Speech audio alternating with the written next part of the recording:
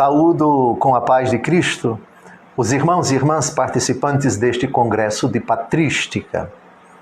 Dirijo também o meu cordial afeto a todos os conferencistas do congresso, oriundos de 7 países, e cumprimento de forma particular os organizadores do evento pela feliz iniciativa de possibilitar aos que se inscreveram e a tantos que assistirão às conferências uma abrangente temática sobre o fascinante universo da patrística, que é a parte da teologia que se ocupa do pensamento teológico dos padres da Igreja. O tema que abordarei é o seguinte: os códigos de Teodósio II e de Justiniano e a relação entre Igreja e Império. Teodósio II e Justiniano foram 2 imperadores romanos católicos do Oriente que viveram em séculos diferentes. Governaram no regime chamado de cristandade, o sistema político no qual o cristianismo é a religião oficial do Império. Ambos deram uma importante contribuição para o que é comumente chamado de codificação do direito romano, que foi o processo de ordenamento sistemático das fontes do direito romano, a saber, a jurisprudência clássica e as constituições imperiais, iura et leges, produzidas no Império Romano. Em linguagem jurídica, código é um corpo único, ordenado e sistemático de normas jurídicas, sob forma de volumes de livros ou cadernos.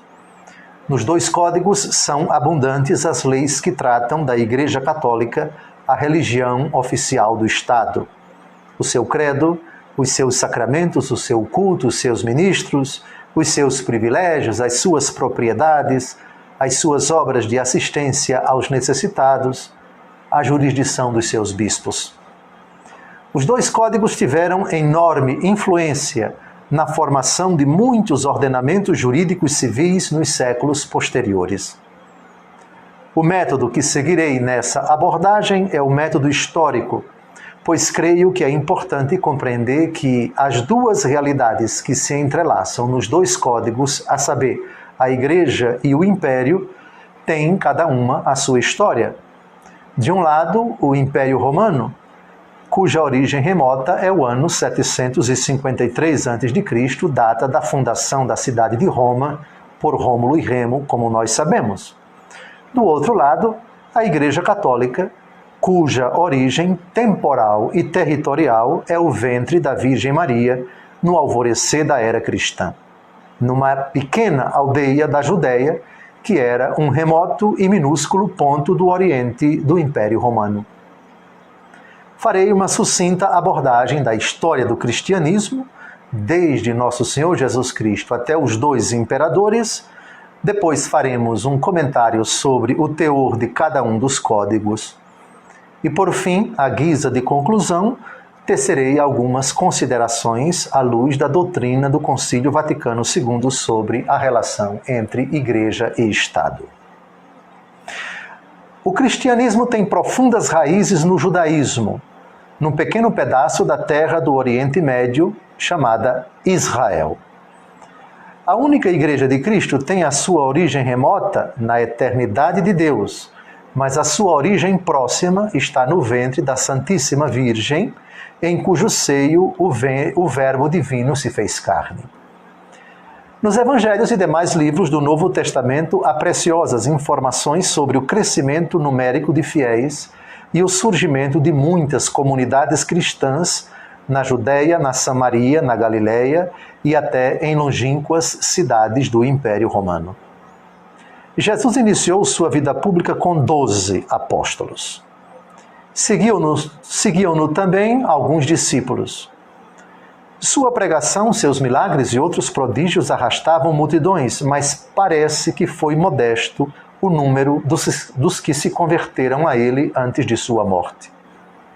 Entre o dia da ressurreição e o dia da ascensão do Senhor ao céu, é seguro dizer que os discípulos de Jesus eram poucos. De fato, o apóstolo Paulo diz que aqueles aos quais o Cristo ressuscitado apareceu eram 500. Após o dia de Pentecostes, o número de convertidos inicialmente subiu para 5.000. E quando a pregação da Boa Nova ultrapassou os limites da Terra Santa e entrou em território pagão, o número de cristãos ultrapassou a casa dos milhares, espalhados em muitas cidades de não poucas províncias do Império, além da sua capital, Roma. Esse crescimento vertiginoso do número de cristãos foi doloroso, pela resistência, oposição e perseguição, tanto da parte dos judeus quanto dos pagãos aos discípulos de Jesus. Mas foi sem dúvida alguma o Império Romano, pela decisão de seus imperadores, quem mais causou sofrimento e morte aos cristãos. No século I, moveram perseguição contra os cristãos Nero, na cidade de Roma, e depois Domiciano em todo o Império. Trajano não perseguiu os cristãos, mas taxou-os de ateus e determinou que, se confirmassem a sua fé, deveriam ser punidos, e se a renegassem, deveriam ser postos em liberdade. No primeiro século, portanto, muitos cristãos morreram na fidelidade a Cristo, mas o seu número não parava de crescer. No século II, uma perseguição foi desencadeada por Marco Aurélio, que julgava serem os cristãos responsáveis por calamidades que afligiam a sociedade. Muitos cristãos morreram na fidelidade a Cristo nesse século, mas o número de cristãos não parava de crescer. No século III, Septímio Severo proibiu as conversões ao cristianismo e ordenou que os magistrados procurassem e punissem os desobedientes. Por causa disso, sobretudo no norte da África, onde existiam em maior número, os catecúmenos e neófitos foram violentamente perseguidos. O imperador Décio considerava os cristãos os inimigos mais perigosos do império. No ano 250, ele determinou que todos os cidadãos do império deveriam aderir à religião do Estado, oferecendo aos deuses um sacrifício propiciatório. Quem o fizesse receberia um certificado, um libelo, de dever cumprido, mas quem se recusasse seria punido com penas diversas, inclusive a morte. Valeriano procurou dissolver as comunidades cristãs, perseguiu bispos, sacerdotes, diáconos, impôs-lhes que oferecessem sacrifícios aos deuses sob pena de exílio, proibiu a visita aos cemitérios e as reuniões de cultos sob ameaça de morte. Em síntese, no terceiro século, muitos cristãos morreram na fidelidade a Cristo, mas o número de cristãos não parava de crescer. No início do quarto século, sob o império de Diocleciano, os cristãos já contavam entre 7 e 10 milhões de fiéis, num total de 59 milhões de habitantes do império. Mesmo assim, Diocleciano desencadeou a última, a mais grave e a mais longa perseguição com o claro propósito de aniquilar o cristianismo. Um ano antes de sua morte, em 304, emitiu um decreto que obrigava todos os cidadãos a sacrificar aos ídolos.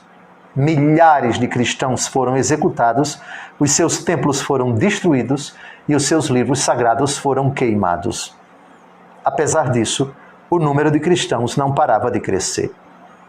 No começo da segunda década do século IV, quando a Igreja já havia obtido um notável desenvolvimento, a situação dos cristãos começava a mudar para melhor.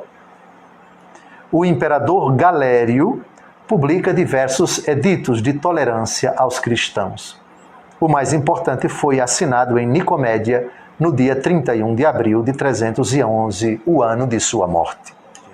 Chegamos finalmente ao filho de uma mulher nascida cristã e profundamente piedosa, Santa Helena, ele, famoso general do exército romano, que viria a se tornar imperador e comandaria o império por 30 anos, 9 meses e 27 dias. Seu nome, Gaius Flávius Valerius Constantinus, nascido no ano 272, na cidade de Naissu, atual Nis, no sul da Sérvia. Foi imperador do Ocidente a partir de 312 e do Oriente a partir de 324. Regeu o império até a sua morte. Apesar de sua adesão ao cristianismo, Constantino, que nos primeiros anos do seu governo possuía uma formação doutrinária eclética, portanto incompletamente cristã, favoreceu o exercício dos cultos pagãos, dos quais ele ostentava o título de Grande Pontífice. Apesar de sua adesão ao cristianismo, foi o autor da morte do seu filho Crispo e de sua esposa Fausta. Matou o próprio filho e a própria esposa. Diante de um império esfacelado pelas guerras civis e das graves injustiças cometidas contra os cristãos, Constantino publica no mês de março de 313, juntamente com o imperador do Império Romano do Oriente, o seu cunhado Licínio, o Edito de Milão, que fez cessar a perseguição do império aos cristãos, concedeu a todos os habitantes do império, em particular aos cristãos, plena liberdade de religião e de culto, e determinou que fossem restituídos ou indenizados às comunidades cristãs as terras e os edifícios confiscados durante as perseguições. Assim começa uma nova era, tanto na política religiosa do Estado, quanto na história da Igreja. Durante o governo de Constantino, todavia, o império ainda não tem uma religião oficial, já que a plena liberdade de religião e de culto foi uma prerrogativa concedida a todas as religiões, inclusive ao cristianismo. Apesar disso, o imperador, que via na religião cristã um poderoso fator de coesão e unidade do império, bem como de apoio político tanto no Oriente como no Ocidente, acreditava que recebera de Deus a especial missão de harmonizar a Igreja e o Estado. Julgava-se ele defensor da Igreja e promotor da difusão do Evangelho às populações ainda não cristãs, em cujas regiões ajudou a construir inúmeros templos e a subsidiar diversas atividades eclesiásticas. Como guardião da Igreja, Constantino se considerava apto a orientar até mesmo as controvérsias teológicas, o que de fato fez mais de uma vez, com o apoio de muitos bispos do Oriente. Um dos grandes desafios que Constantino precisou enfrentar foi a heresia ariana. O arianismo foi uma heresia pregada por Ario, presbítero de Alexandria, no Egito, que negava a divindade de Jesus Cristo. Segundo Ario, Jesus Cristo era um ser criado, embora tenha sido a mais excelsa das criaturas. Essa heresia ameaçava a pureza da fé da Igreja, que sempre professou a consubstancialidade do Pai e do Filho. Para tratar, sobretudo, dessa heresia, o imperador convocou o primeiro concílio ecumênico da Igreja, que se realizou em Niceia, hoje Iznik, na Turquia, no ano 325. O Concílio de Niceia, que também tratou de inúmeras questões de natureza pastoral e disciplinar, condenou o arianismo ao proclamar Jesus Cristo, Filho de Deus, gerado unigênito do Pai, Deus de Deus, luz da luz, Deus verdadeiro de Deus verdadeiro, gerado, não criado, da mesma natureza do Pai. O imperador conferiu aos decretos do Concílio de Niceia validade de leis de Estado. Começava a se estruturar o regime chamado cristandade, com a cada vez mais entrelaçada compenetração entre Igreja e Império. Constantino morre no dia 22 de maio de 337, pouco tempo depois de receber o batismo. Foi dito há pouco que durante o seu governo, o Império não assumiu uma religião oficial. Isso ocorrerá sob o império de Flavius Theodosius, conhecido por Teodósio I o Grande. Católico convicto, Teodósio promulga, no dia 24 de novembro de 380, o famoso Edito de Tessalônica, que torna o cristianismo a religião oficial do Império Romano. Esse edito também é assinado pelos imperadores do Ocidente Graciano e Valentiniano II. Uma das consequências de o Império Romano ter se tornado uma instituição cristã é que as heresias passaram a ser uma ameaça não apenas para a Igreja, mas também para o próprio Império. Assim, de delitos que sempre foram para a Igreja, as heresias se tornaram também crimes civis, porque ameaçavam a religião oficial do Império e, consequentemente, constituíam um grave risco para toda a sociedade.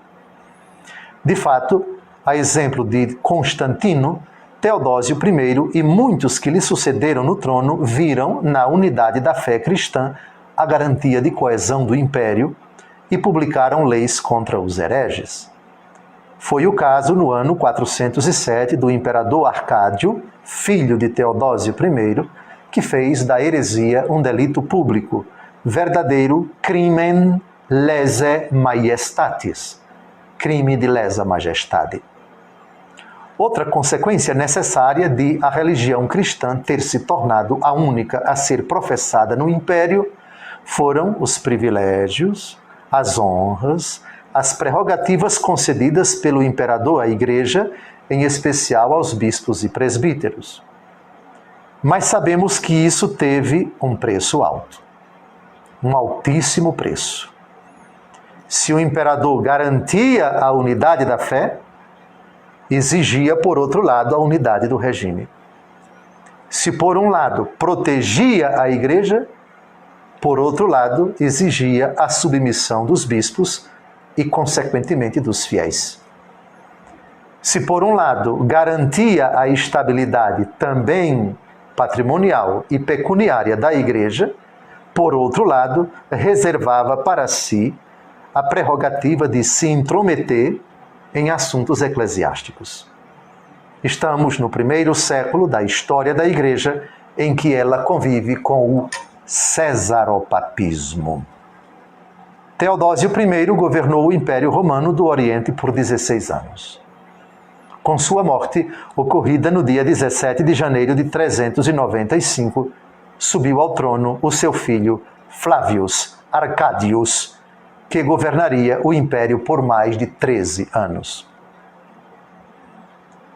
E chegamos finalmente ao imperador que nos interessa, o único homem filho de Arcádio, Flavius Theodosius Júnior, também chamado Imperador Teodósio II ou Teodósio. O imperador que convocou o terceiro concílio ecumênico da Igreja Católica, celebrado na cidade de Éfeso, atual Turquia, no ano 431, durante o qual a Igreja proclamou o dogma da Santíssima Virgem Maria, Mãe de Deus, Theotokos.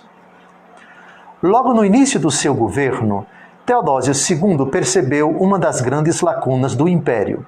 Havia séculos a falta de uma obra que reunisse de forma sistemática o corpo completo do direito romano, que então já tinha mais de 1000 anos de existência.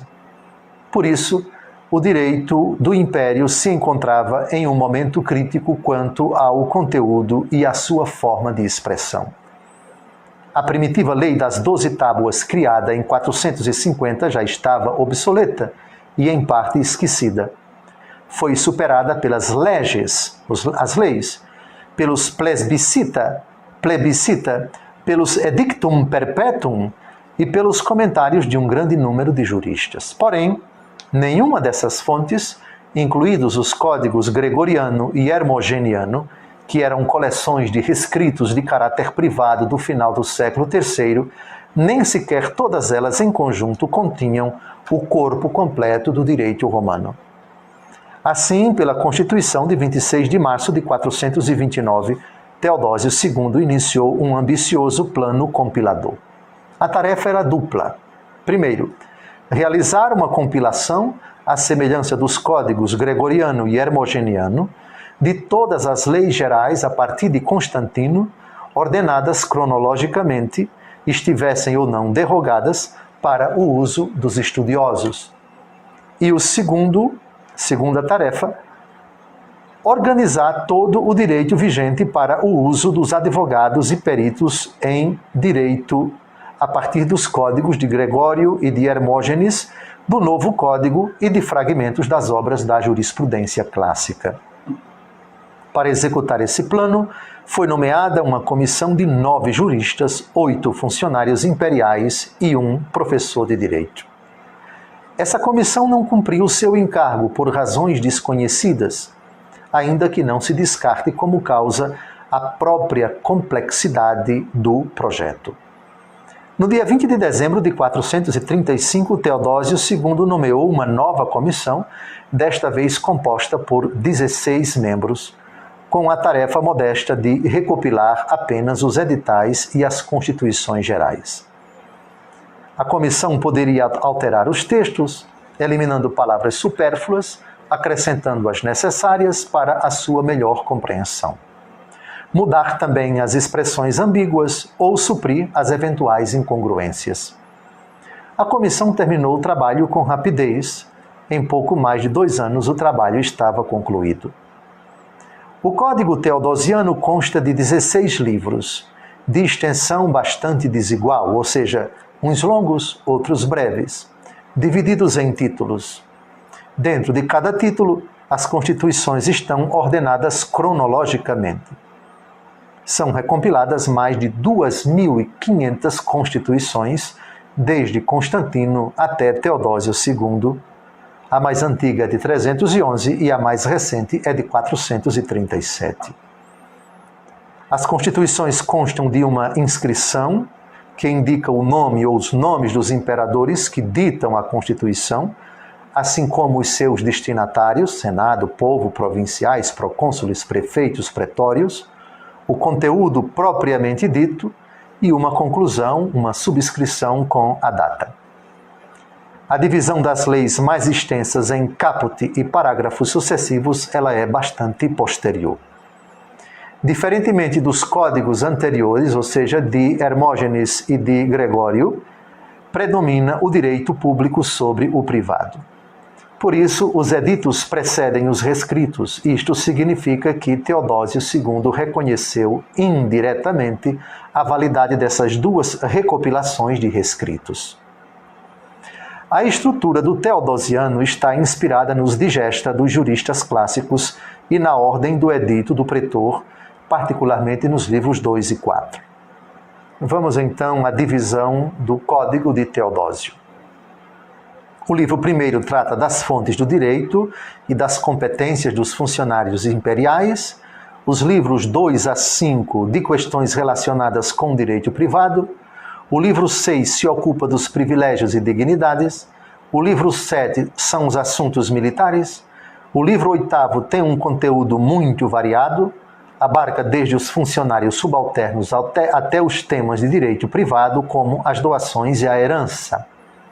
O livro 9 trata dos delitos. Os livros 10 e a primeira parte do livro 11, do direito fiscal.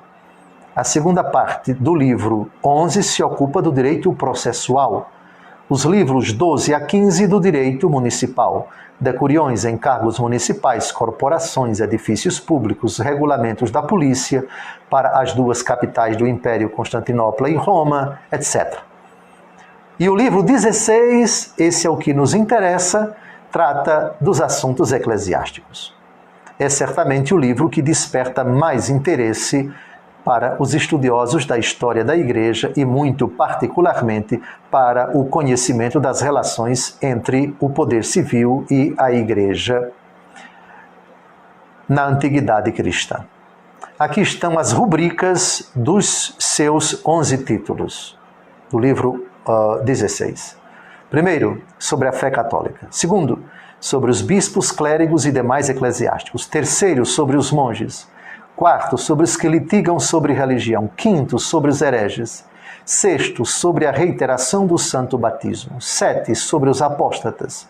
Oitavo, sobre os judeus, os celícolas, que são os hereges que adoravam o céu, os astros e os anjos, e os samaritanos. 9, sobre o trato dos cristãos com os escravos judeus. 10, sobre os pagãos, os sacrifícios e os templos.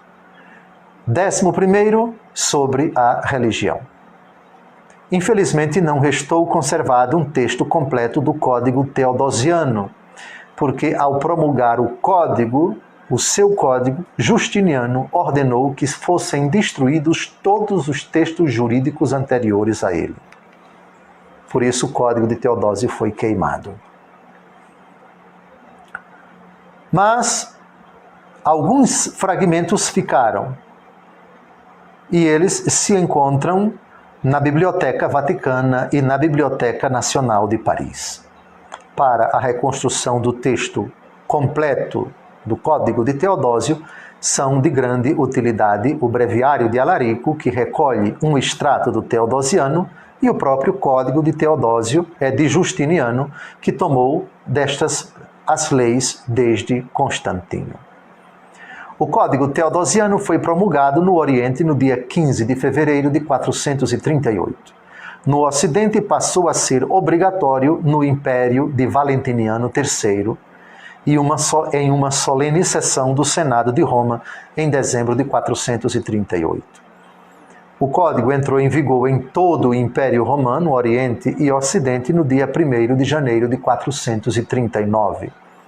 No Oriente, esteve em vigor até a promulgação do Código de Justiniano no ano 529, para cuja elaboração os compiladores de Justiniano se serviram do Código de Teodósio. Pulemos agora do fim do Império de Teodósio II, que foi o dia 28 de julho de 450, para 77 anos depois, no Império de Flávios Petrus Sabácios Justinianus, o imperador Justiniano o Grande. Ele nasceu no ano 482 ou 483 em Tauresium, na província da Ilíria, atual Macedônia. Era sobrinho do imperador Justino I, que governou o império de junho de 518 a agosto de 527. Justiniano era de família humilde, mas chegou a ocupar o cargo de cônsul em Constantinopla. Foi adotado como filho pelo imperador, o seu tio, e este o fez herdeiro do trono. Com a morte de Justino, Justiniano se torna imperador no dia 1º de agosto de 527 e vai governar o império até o dia de sua morte, 14 de novembro de 565, quando tinha 83 anos de idade. Portanto, foi imperador durante 37 anos. Assim que subiu ao trono, Justiniano tornou público um ambiciosíssimo projeto político e legislativo: dotar todo o Império Romano de uma ordem jurídica fundada no milenar direito romano. O seu propósito com isso era reconstruir a unidade do Império, a unidade legislativa e a unidade religiosa. Esta última visava a pacificação da Igreja, profundamente ferida por heresias e divisões. Tal intento, na verdade, fora acalentado lá atrás por Teodósio II, mas ele não realizou o seu sonho. O sonho de Justiniano, muito mais ousado que o de Teodósio II, podia ser resumido numa única frase: um Estado, uma lei, uma igreja.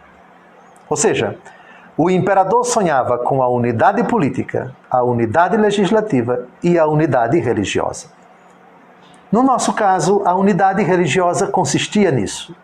O império professa uma única fé, a católica romana. Só se reconhece a igreja professada pelo Concílio de Niceia, una, santa, católica e apostólica, cujas decisões e ensinamentos quanto ao credo, ao culto, à disciplina eclesiástica, o imperador reconhece como leis. E a igreja, por sua vez, aceita e obedece às leis do imperador. Justiniano considerava que um dos instrumentos aptos para alcançar esses três intentos, um Estado, uma lei, uma igreja, era aquilo que viria a se chamar posteriormente Codex Iuris Civilis, ou Código de Justiniano.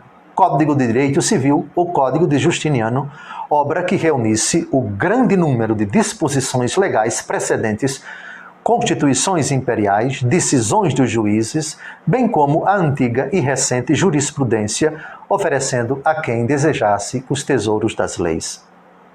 Quando o imperador encarregou essa tarefa à comissão que elaboraria o grande corpus juris civilis, nada disse no sentido de modificar ou cancelar o direito romano clássico naquilo que tivesse de contrário ao cristianismo. Não.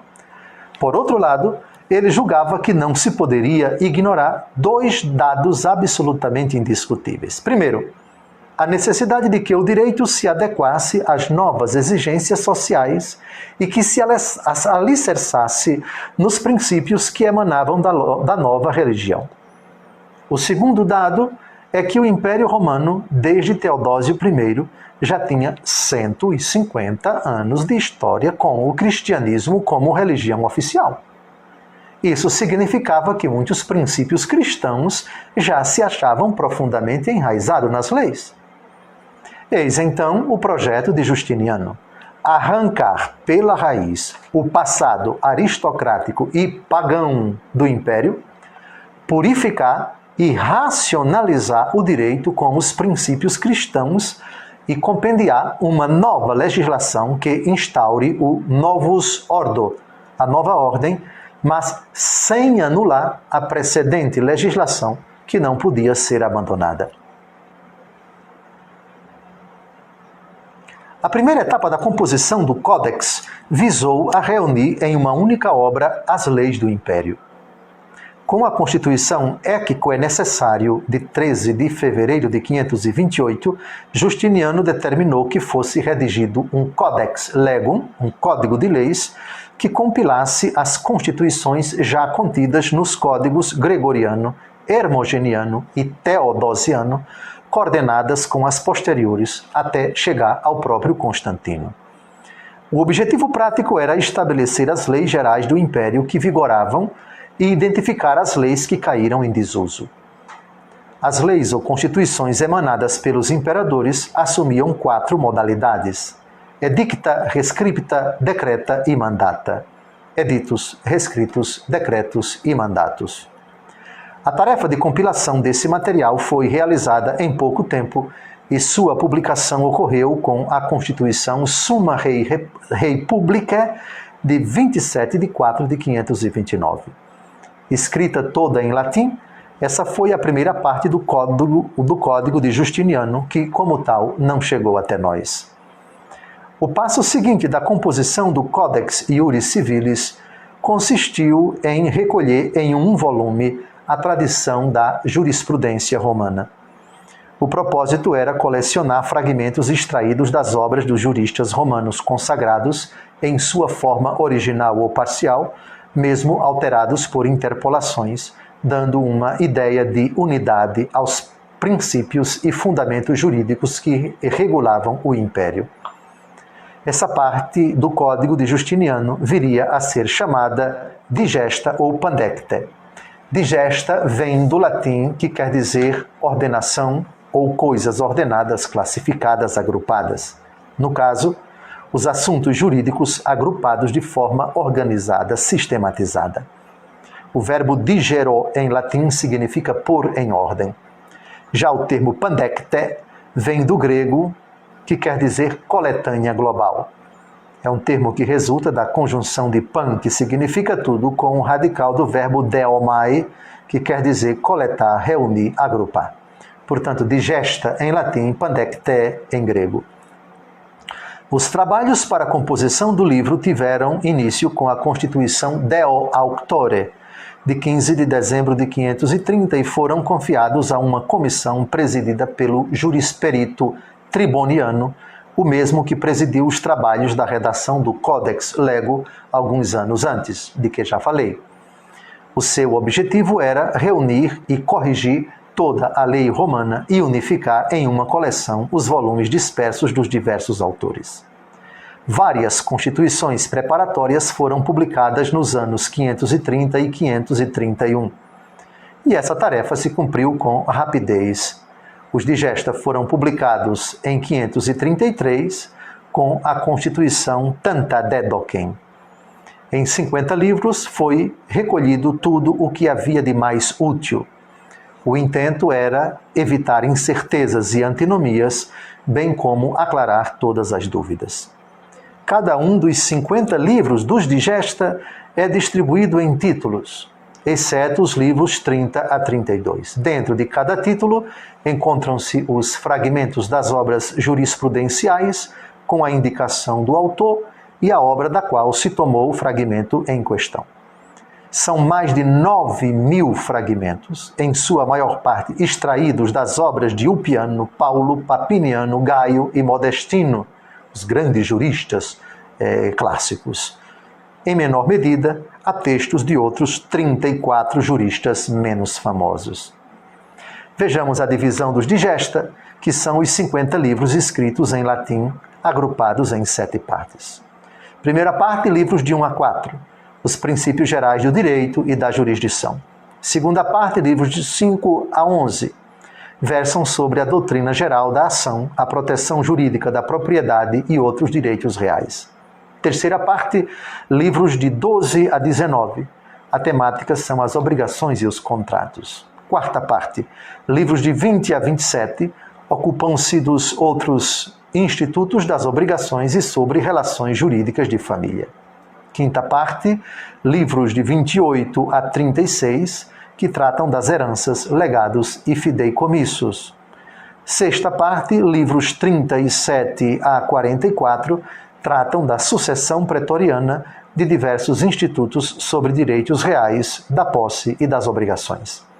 E, finalmente, a sétima parte, livros 45 a 50, que se ocupam da stipulatio, ou seja, a promessa, o contrato verbal, e institutos conexos, direito penal, apelação e direito municipal. A terceira parte do Código de Justiniano teria uma finalidade, sobretudo, doutrinal e acadêmica. Estou tratando das institutas.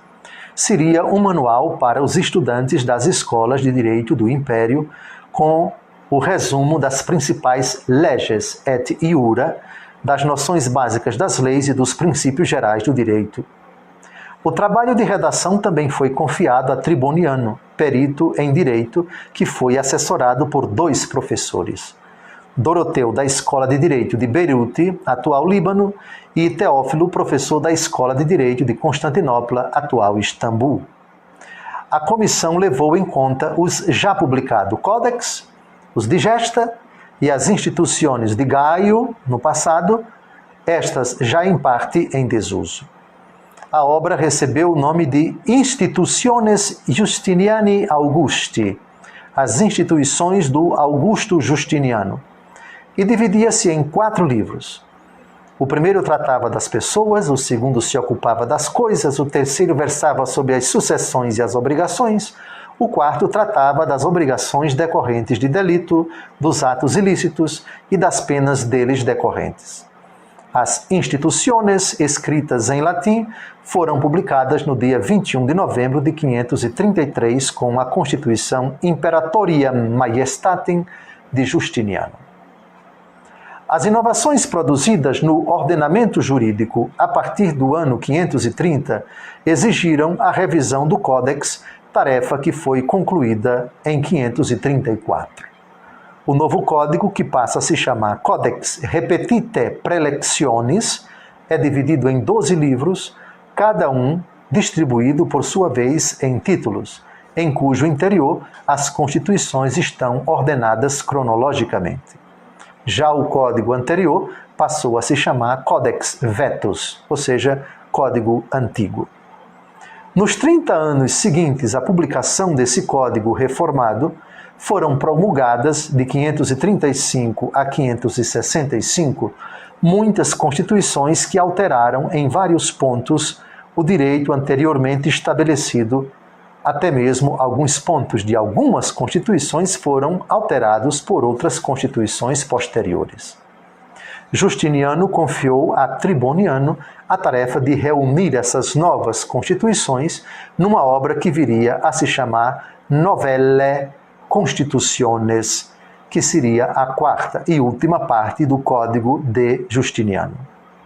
constam 168 novelas, escritas em grego, das quais os estudiosos atribuem a autoria de Justiniano a apenas 154, sendo as outras promulgadas pelos imperadores que lhe sucederão.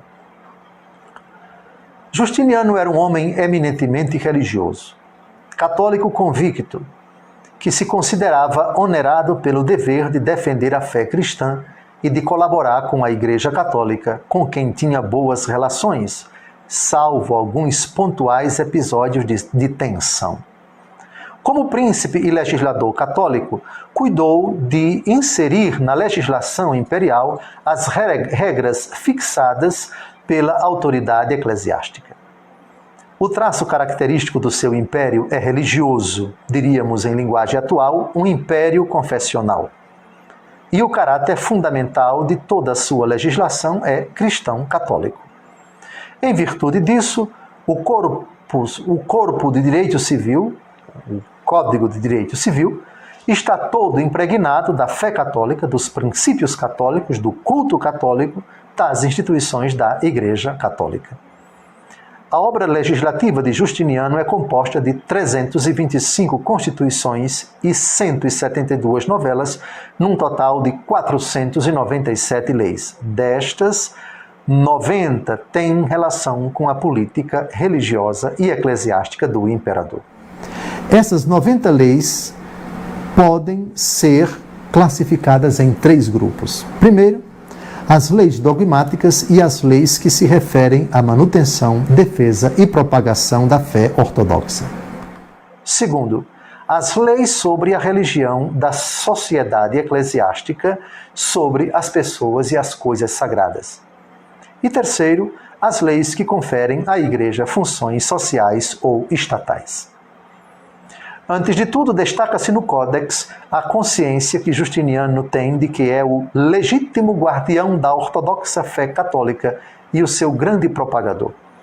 Ele sabe que o seu governo e o seu poder legislativo são exercidos sob a dependência de Deus. Sabe também que a lei divina é quem limita, pauta e dirige o seu império. Assim, por exemplo, na novela 152, ele assegura que foi Deus quem lhe confiou a administração do império. Em várias outras novelas, afirma que, além da administração do império, Deus lhe encarregara o cuidado dos seus súditos, que, por sua vez, deveriam cumprir as leis civis. Do mesmo modo, para a salvação de suas almas, os súditos deveriam observar os sagrados cânones e as leis sagradas. Diz também que todos os atos e conselhos do imperador progridem in nomine Domini nostri Jesu Christi, em nome de nosso Senhor Jesus Cristo. Dirigindo-se a João, prefeito do pretório, no Códex I, Teodósio manifesta o seu desejo de, com o auxílio divino, estabelecer leis e tudo o que contribua para a honra da Santa Igreja Católica, segundo a vontade de Deus. O imperador tem a convicção de que os assuntos de fé são também vitais para o império, pois um dos pilares do seu governo é a unidade da fé. Merece destaque no Códex o primado de Deus como princípio supremo e fim último de todos os homens. Por exemplo, na novela 109, é dito que em Deus está a única esperança para a salvação, tanto da alma como do império, e todas as leis têm nela o princípio, o meio e o fim. Outro exemplo na novela 6, que diz que todas as coisas se fazem bem e convenientemente quando são feitas para o agrado de Deus, o que ocorre quando são observadas as sagradas regras. Por suposto, o Deus citado tantas vezes no Código é apenas o Deus cristão, a Santíssima Trindade, o Pai, o Filho e o Espírito Santo. No Código I, inciso 1, parágrafo 5º, Justiniano diz que segue os dogmas dos santos apóstolos e dos que, depois deles, brilharam nas santas igrejas de Deus. Grande relevo Justiniano reserva no seu conjunto de leis para a Bíblia Sagrada. Em diversas novelas e em muitas passagens do Códex, as Escrituras são chamadas de divinas Escrituras, sacrossantas Escrituras, santos evangelhos, sagrados evangelhos, preceitos apostólicos, escritura apostólica, doutrina dos santos apóstolos, etc. A Bíblia, no Código de Justiniano, não é apenas norma de fé, mas é também fonte de direito. Os dogmas cristãos também são muito citados nas leis de Justiniano. A Santíssima Trindade, a perpétua virgindade de Maria Santíssima, a encarnação de Nosso Senhor Jesus Cristo, a redenção do gênero humano pela graça de Deus e do Salvador, a ressurreição de Cristo, o juízo final, entre tantos outros. Crendo nas verdades reveladas, ensinadas e definidas pela Igreja, especialmente aquelas definidas solenemente pelos concílios, os homens, segundo Justiniano, obtêm a salvação eterna. Para revelar a impregnação do Codex Iuris Civilis dos valores cristãos, nós temos muitos exemplos, e não é o momento, infelizmente não podemos citar porque é uma obra grandiosa demais, o Ius Naturale. É uma categoria tipicamente cristã, o direito natural, que desapareceu de muitos ordenamentos jurídicos da atualidade, inclusive aqui no Brasil, que é universal e eterno esse direito natural, pois deriva da providência de Deus e nele tem o seu fundamento. Também no Códex se fala de lex naturalis, humanitas, fides, benignitas, caritas, pietas, fraternitas, equitas, que constituem o novo ideário cristão. Lei natural, humanidade, fé, benignidade, caridade, piedade, fraternidade, equidade. O Código contém passagens que destacam o papel da Igreja Católica no tecido social do Império. O credo que deve ser professado por todos, os princípios por ela pregados, que são necessários para obter a salvação eterna. Por exemplo, na novela 132, afirma-se que o primeiro e supremo bem para todos os homens é a verdadeira e imaculada fé católica. O prêmio máximo a que pode aspirar um bom cristão é a salvação de sua alma, e a melhor forma de se obter isso é professar a verdadeira fé escrupulosamente. Já na novela 137, disse que aqueles que observam as leis civis e os sagrados cânones da Igreja Católica serão considerados dignos do auxílio de Deus, enquanto os violentos serão sujeitos à condenação. Outro detalhe é que os concílios ecumênicos da Igreja Católica, até Justiniano, são fontes de direito. Os cânones dogmáticos e disciplinares dos concílios ecumênicos de Niceia, 325, Constantinopla, 381, Éfeso, 481 e Calcedônia, 451, são consagrados como leis, são citados muitas vezes no Código, são verdadeiras leis de Estado. Justiniano manifesta também seguir as regras e as doutrinas dos santos padres, alguns dos quais são citados: o Papa Dámaso, Eusébio de Cesareia, Lactâncio, Santo Ambrósio, Santo Agostinho, São João Crisóstomo e assim por diante. Também Justiniano legisla sobre muitos assuntos de natureza disciplinar da Igreja. Proíbe a ordenação de bispos que tenham filhos ou netos, dentro ou fora da lei. Proíbe ordenar bispos casados, proíbe aos bispos de ter alguma mulher, e se for provado que a tem, deve ser expulso do episcopado. Dispõe sobre os requisitos prévios para a ordenação dos bispos e dos clérigos, legisla sobre o matrimônio, sobre o regime disciplinar do clero, sobre o regime monástico, sobre as sanções e penas que o Estado deve aplicar aos hereges, apóstatas e pagãos, regula a jurisdição ordinária dos bispos, estabelece normas sobre o regime econômico e fiscal para moderar e equilibrar os gastos da Igreja, para evitar o endividamento e a alienação ilegal dos seus bens, trata da tutela e da curatela para os clérigos e monges, e por aí vai. Importa recordar que é grande a quantidade de normas favoráveis à Igreja Católica ou para a utilidade dela.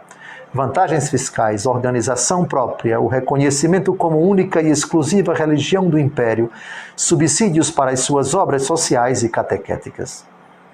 Depois de 38 anos de império, Justiniano morre no dia 14 de novembro de 565, deixando como maior legado para a posteridade o assim chamado Corpus Iuris Civilis, o corpo de direito civil, no seu conjunto, institutas, digesto ou pandecte, código e novelas. Então, o corpo de direito civil, essas 4 partes. As instituições, o digesto, o código de leis e as novelas. Uma monumental obra legislativa cujas linhas fundamentais são os princípios e valores do Evangelho. Teodoro II e Justiniano viveram e governaram o Império Romano depois que o outrora pagão mundo romano já havia se cristianizado. Já estamos na conclusão.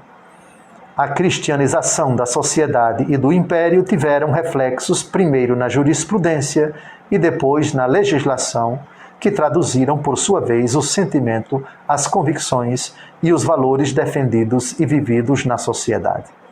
Foi este o momento que começou a se verificar a partir de Constantino até o Império de Justiniano, passando por Teodósio II. O Evangelho toca os corações que se convertem a Cristo. O número de cristãos cresce vertiginosamente e a sociedade se torna marcadamente cristã. Tornando-se o cristianismo a religião oficial do Império, as leis não poderiam senão traduzir na formulação dos direitos, faculdades, deveres, institutos jurídicos e instituições, o espelho fiel do tecido marcadamente cristão. Um dos grandes méritos de Justiniano foi harmonizar as velhas ideias com as novas exigências, conduzindo o império ao futuro a partir do passado.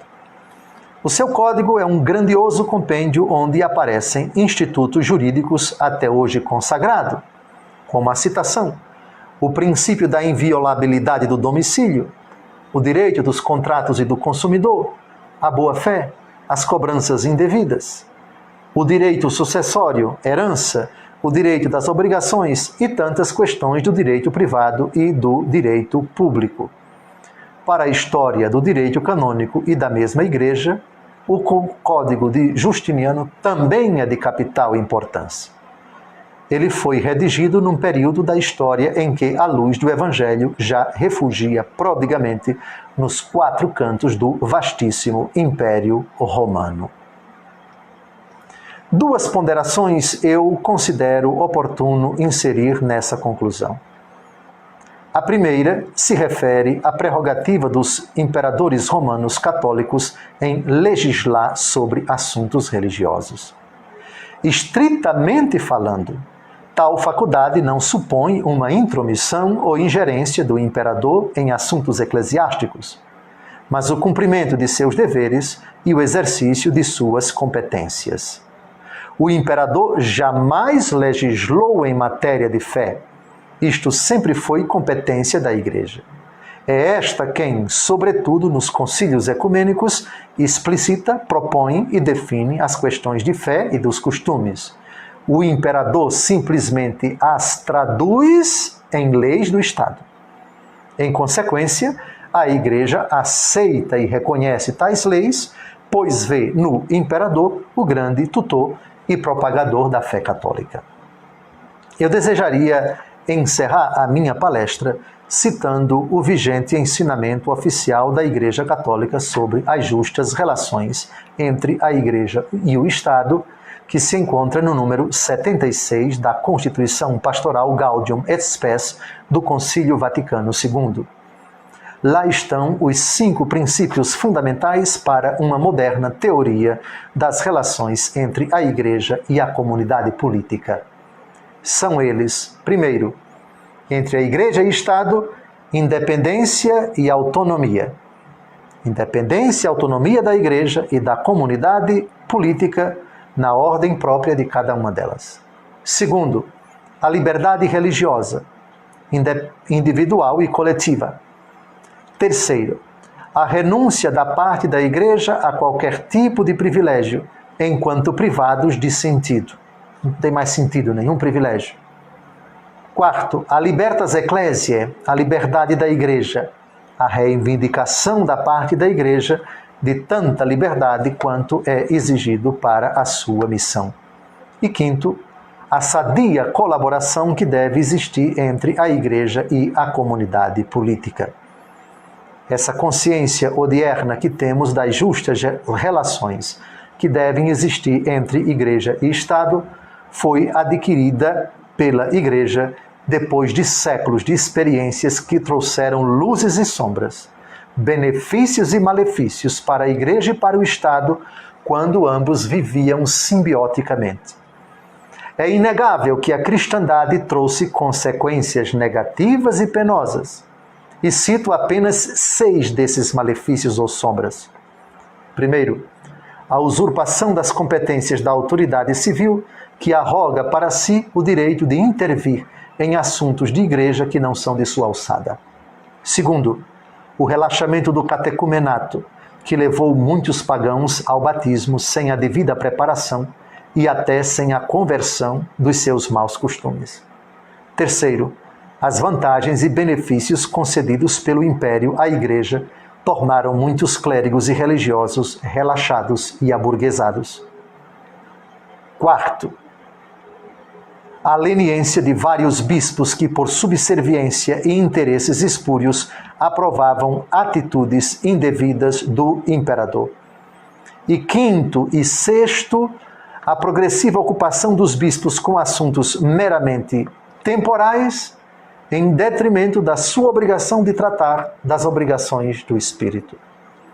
Outro sim, também não se pode negar que a cristandade, entenda-se especificamente a Igreja Católica, trouxe tantas luzes e benefícios para a humanidade nos campos da educação, matemática, economia, medicina, genética, mineração, arqueologia, astronomia, sociologia, antropologia, imprensa, história, obras de caridade, artes, biblioteconomia, administração, filosofia, arquitetura, engenharia, ética, moral, linguística e tantas outras áreas da ciência que seria necessário passar aqui semanas ou talvez meses falando sobre as modalidades com as quais a Igreja Católica construiu a civilização do Oriente.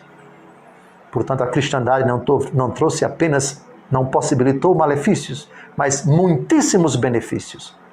E só um falso historiador, um desonesto historiador pode negar isto. Para o nosso propósito, porém, detenhamos apenas no mundo do direito e formulemos uma pergunta. Quem mais contribuiu para quem? O ainda muito embrionário Código Canônico da Igreja Católica contribuiu para o direito romano com Teodósio e Justiniano? Ou foi o direito romano quem mais contribuiu para o Código de Direito Canônico ainda em gestação? Eu emito a minha opinião sobre a questão, fazendo minhas as palavras de Javier Hervada e Pedro Lombardia na sua famosa obra El Derecho del Pueblo de Dios, volume 1, de 1970, página 77.